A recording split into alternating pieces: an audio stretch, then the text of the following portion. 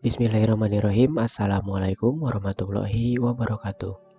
Selamat pagi anak-anak. Apa kabar semuanya? Semoga kita semua selalu dalam lindungan Allah Subhanahu wa taala. Amin.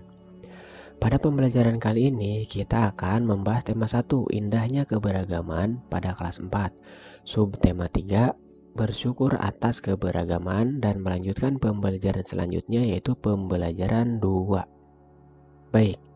Indonesia memiliki rumah adat yang beragam. Kita harus mensyukurinya. Ayo kita cari tahu lebih lanjut. Keberagaman Indonesia tercermin pada rumah adat. Kita harus mensyukuri keberagaman dan keindahan rumah adat tersebut. Nah, di sini ada beberapa contoh rumah adat.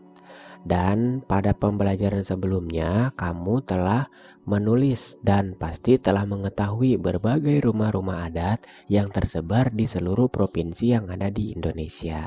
Lihat lagi bukunya ya. Nah, di sini ada Rumah Gadang.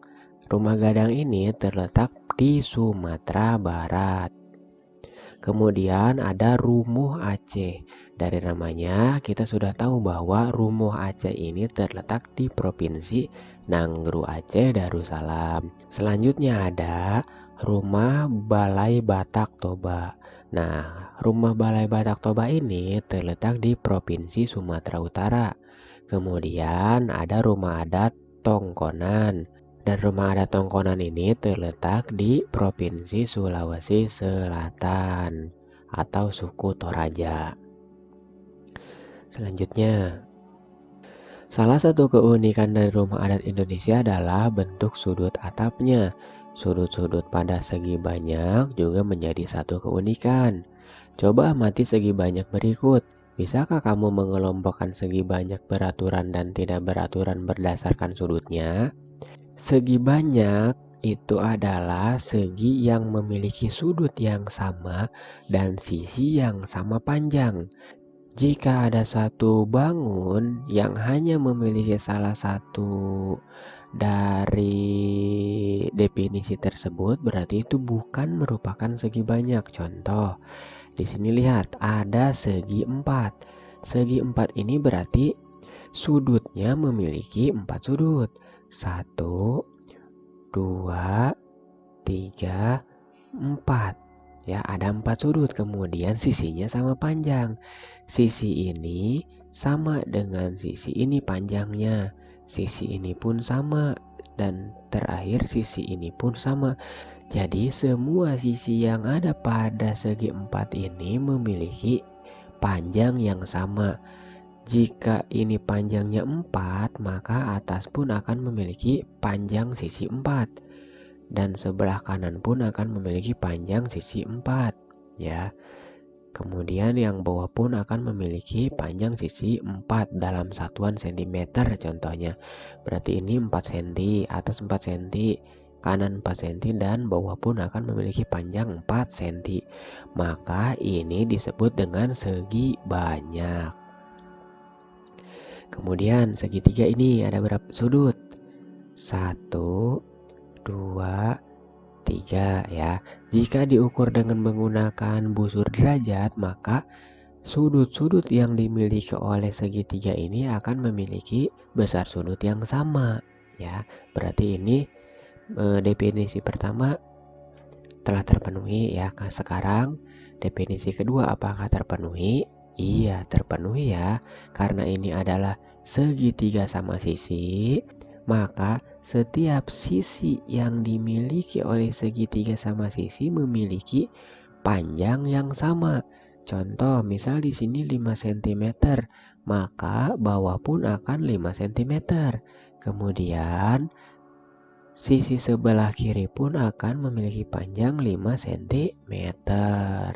Ya, atau lebih gampangnya, ketika bangun tersebut dilipat 2 akan menutupi bagian yang lain. Contoh, ketika bagian ini dilipat ke sebelah sini ya, maka bagian ini ya, bagian yang A contoh ini kita kasih A, ini B, maka bagian A ini akan ditutupi oleh bagian yang B. Ya, ditutupi secara penuh. Berarti itu pas, tidak ada yang lebih. Ya, begitupun dengan segitiga.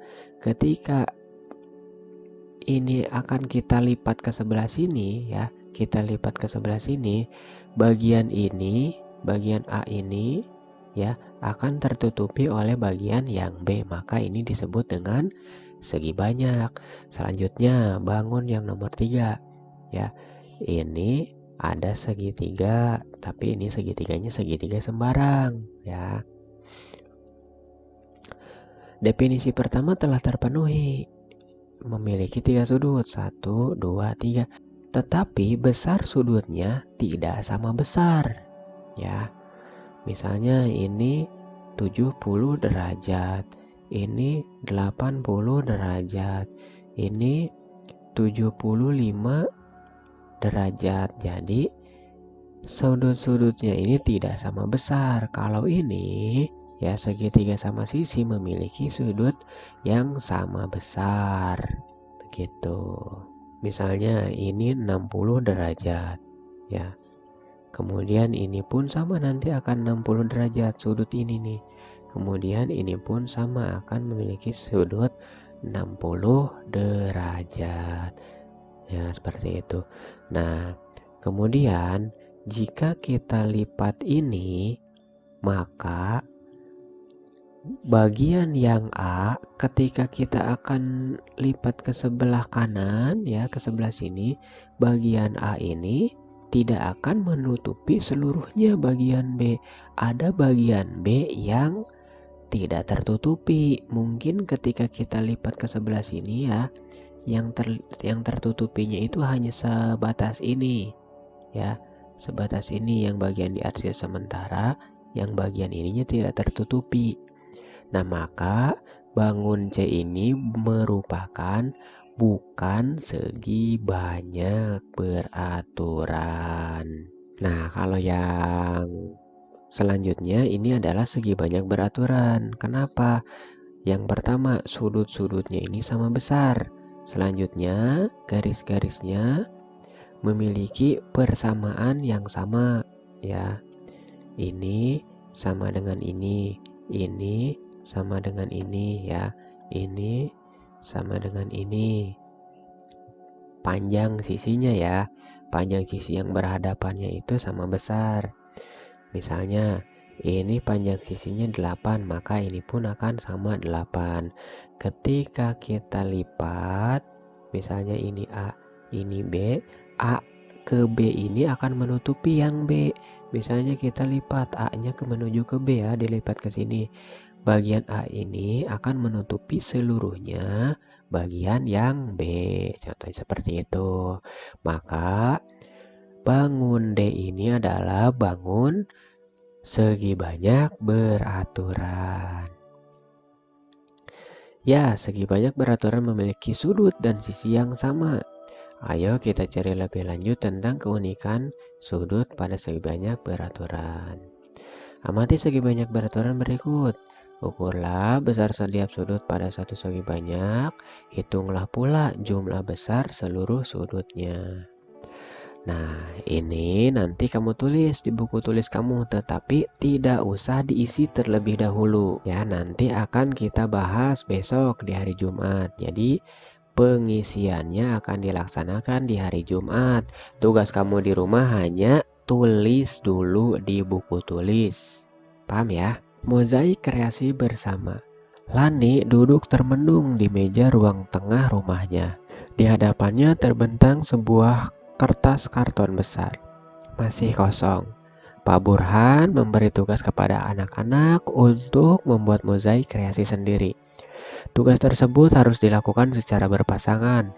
Lani berpasangan dengan Edo. Sejak kemarin, Lani sudah mencari ide untuk tugas tersebut, tetapi ia belum menemukan yang sesuai.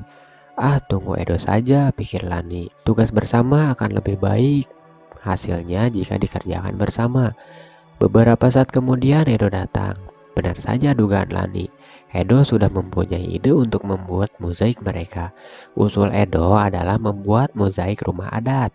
Edo berasal dari Maluku. Ia sudah punya contoh gambar rumah adat Maluku. Baileo namanya. Menarik. Lani pun memberi usul untuk membuat juga mozaik rumah adat dari daerah lain. Rumah Gadang dari Padang, rumah Kebaya dari Betawi, rumah Aceh, rumah Joglo dari Jawa, rumah Rimas dari Sumatera Selatan. Rumah adat daerah-daerah di Indonesia memang beragam dan unik. Mozaik rumah adat akan menjadi kreasi yang menarik. Selain itu, ketika nanti teman-teman mencoba merangkai mozaik, mereka akan belajar juga tentang keragaman rumah adat Indonesia. Pak Burhan memang sengaja memberi tugas mozaik secara berpasangan, bukan hanya untuk mengasah kreativitas, tetapi juga memunculkan diskusi mengasah kerjasama serta memecah masalah bersama-sama. Seperti mozaik, ketika keping-kepingnya digabungkan menjelma menjadi sebuah gambar yang indah. Nah, jadi mozaik itu adalah susunan dari bagian-bagian kecil yang disusun berdasarkan sketsa.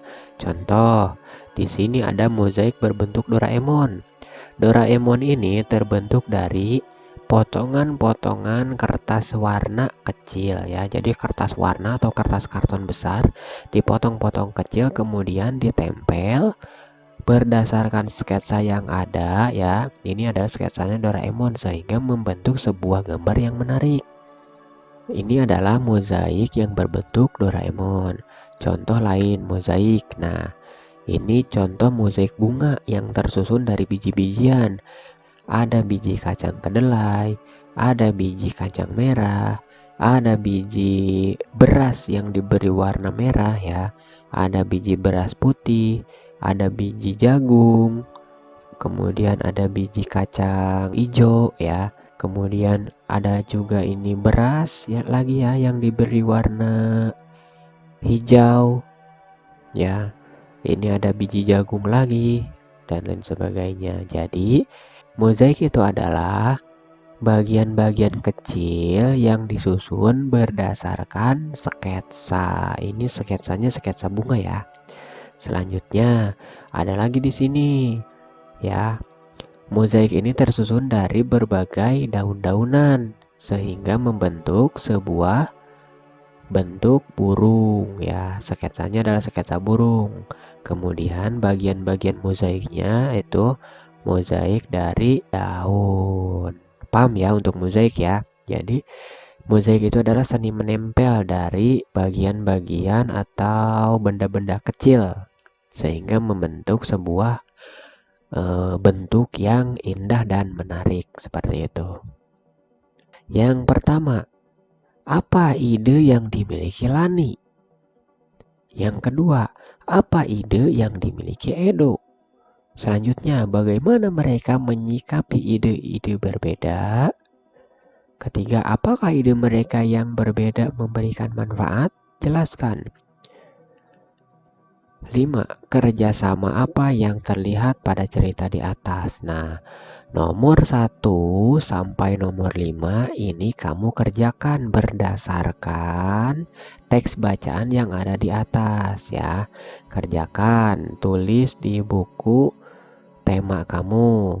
Tulis dulu soalnya, setelah itu jawab pertanyaan-pertanyaan ini berdasarkan teks yang ada di atas.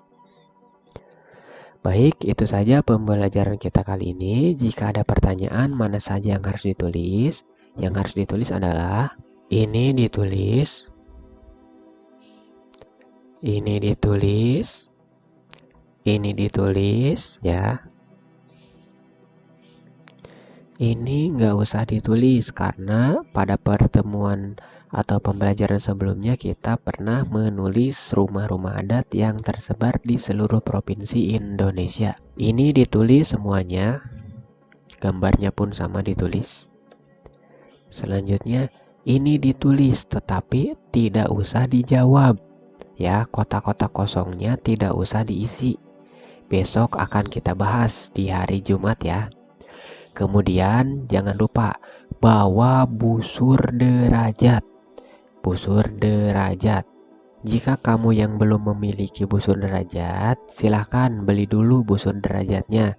Nanti hari Jumat dibawa.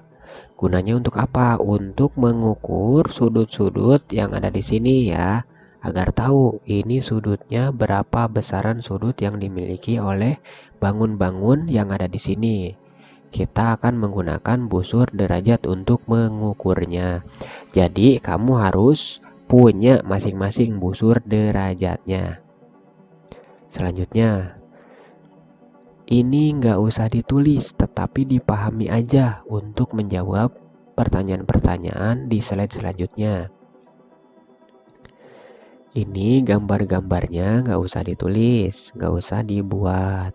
Ya, cukup dipahami aja bahwa mozaik itu adalah sebuah kerajinan menempel dari bagian-bagian potongan kecil sehingga membentuk sebuah gambar besar yang menarik ya, berdasarkan sketsa yang ada.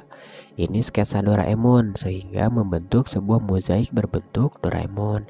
Ini berbentuk bunga ya, dari mozaik atau bagian kecil dari biji-bijian. Ada jagung, ada beras, ada kacang hijau. Kemudian ini mozaik burung yang tersusun dari bagian-bagian kecil daun-daunan. Selanjutnya ini ditulis dan dijawab.